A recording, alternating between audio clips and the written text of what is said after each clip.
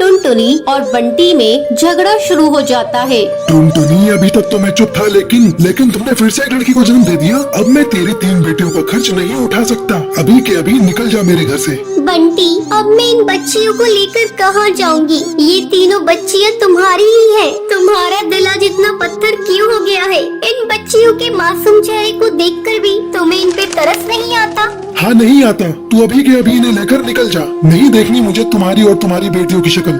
बंटी, आज तुम जिन बेटियों को घर से बाहर निकाल रहे हो, एक दिन तुम्हें इन बेटियों पर नाज होगा। मैं इन्हें लेकर जा रही हूँ। अगर तुम्हें एतराज ना हो तो मैं तुम्हारे पास वाले पेड़ पर झोपड़ी बनाकर उसमें रहना चाहती हूँ। जाकर रह ले, लेकिन मुझसे कोई वास्ता मत रखना। टुनटुनी उस पेड़ पर झोपड़ी बनाकर उसमें रहने लगती है और पड़ोस के घरों में झाड़ू पोछे का काम करने लगती है। एक दिन, माँ, बहुत जोरों की भूख लग रही है, कुछ खाने को दे दो। अच्छा बेटा, तुम लोग यहाँ बैठ जाओ, मैं अभी तुम लोगों को खाना देती हूँ। टुनटुनी अपनी तीनों बेटियों को खाना खाने के लिए देती है। माँ, आप रोज रोज सूखी रोटी ही देती हो खाने को। जब हम पापा के घर थे तब हमें खिचड़ी भी मिलती थी खाने को। माँ, पापा ने हम लोगों को क्यों घर से निकाल दिया? क्या बताऊं बेटी, पापा ने हम लोगों को क्यों घर से निकाल दिया? तुम लोग जल्दी जल्दी खाना खा लो। मैं कल तुम लोगों को किसी तरह खिचड़ी बनाकर खिलाऊंगी। रात में सभी सो जाती है,